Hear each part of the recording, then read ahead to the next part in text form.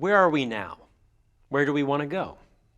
These are big questions for people, let alone businesses. Luckily, there are tried and true methods to set a direction forward for any organization. I'll be looking at some of these strategies an organization can use to assess where it is and where it wants to be.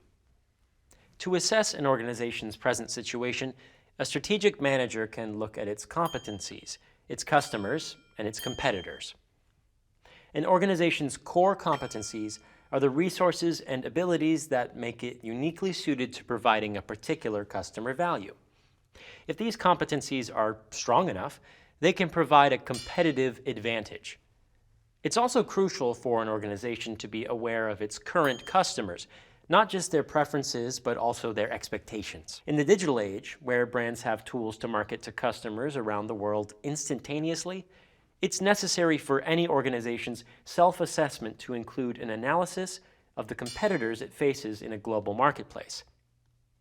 Once an organization has considered its current state, it's ready to develop a future goal and a plan to reach it.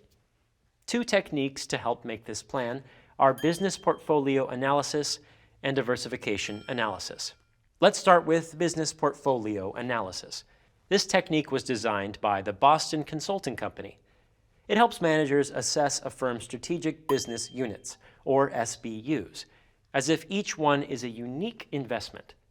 For a tech company, their SBUs could be the various product lines, such as phones, personal computers, and accessories. You can do this visually by creating a graph with two axes. The vertical axis is the market growth rate, the annual growth rate of the SBU's industry. The horizontal axis is the SBU's relative market share, defined as sales of the SBU divided by sales of the largest firm in the given industry.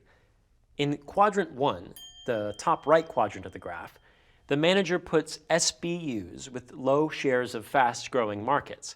These SBUs are considered question marks.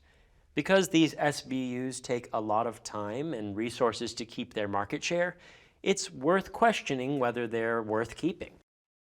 Quadrant 2 in the upper left is where we keep stars, SBUs with a high share of high-growth markets that may demand extra cash to keep them growing. When a star's growth slows, it has a chance of reaching Quadrant 3, the bottom left corner of the graph. This is the home of the cash cows, SBUs that generate way more cash than needed to keep them afloat. This surplus can be invested in overhead or in promoting SBUs in other quadrants. In the lower right corner of the graph, we find Quadrant 4, dogs. Dogs have low shares of markets with slow growth. They might bring in a self-sustaining amount of cash, but dogs are no longer stars or cash cows, if they ever were. If they start demanding more resources than they bring in, dogs might be worth dropping. The second technique we're going to discuss is diversification analysis. This helps a firm analyze current and new markets for ways to expand business, either with pre-existing or new products. Market penetration is a strategy of increasing sales without changing the product or moving to a new market.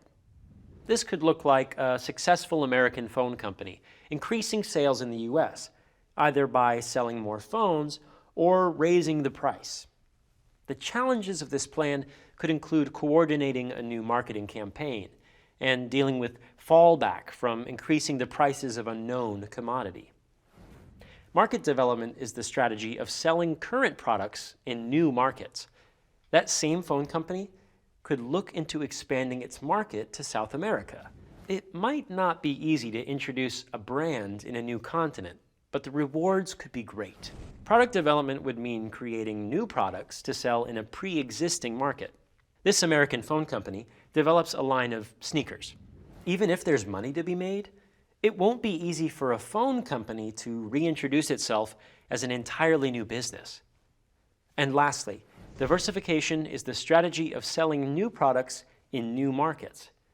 Should this same American phone company start selling sneakers in South America? Diversification is the riskiest of the four strategies. Not only are you putting out a new product, but you're introducing it in a previously unexplored market. According to research, market penetration is the most popular of the four strategies, followed by product development, market development, and diversification. Even so, different organizations in different situations can have very different thresholds for risk. The strategies we've discussed for both assessing an organization's current situation and planning for the future help make these risks and potential rewards more clear, allowing an organization to make more informed decisions about how best to proceed.